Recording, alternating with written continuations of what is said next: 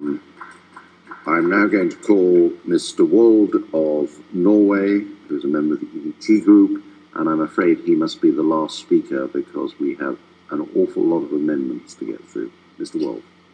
Thank you, Mr. Chair. It is an extremely difficult issue the Assembly deals with at this very moment. When someone's belief, attitudes, moral or principles are being challenged, people usually respond strongly and wholehearted. So also when it comes to this report, against which more than 10,000 persons have signed in just over 1 week due to a press release today. Let me underline that I am a good Norwegian Christian, although not a very regular visitor to my church.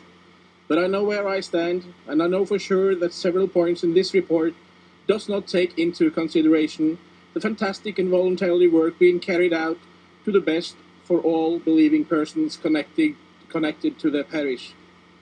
There have been numerous inquiries to many of the Assembly's members, both in front of the report being discussed in the Committee of Legal Affairs and Human Rights, as well as before this plenary session. Common for all of them is a strong wish that the Assembly must not adopt the report.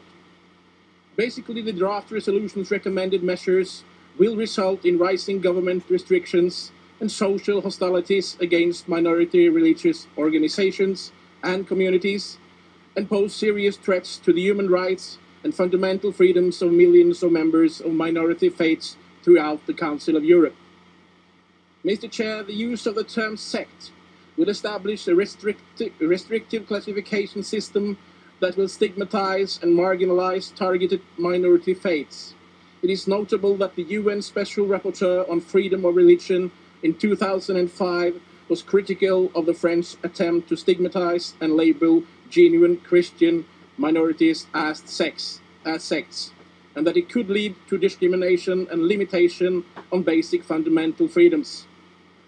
The report seems to have been written for the protection of children and young people, although it includes measures from France which have not been discriminating but eventually have had serious consequences for French minority families. I really don't think we want equal conditions in other Assembly member states. It also has to be mentioned that the report is authored by our colleague Mr. Sal, who officially works together with anti-religious groups like Mivilude, a fact that he himself has confirmed to the media. On this background, Mr. Chair, I will strongly warn against us regarding genuine minority faiths throughout Europe as dangerous cults and sects. Thank you for your attention. Thank you very much indeed, Mr. Wold. And as I said, I must now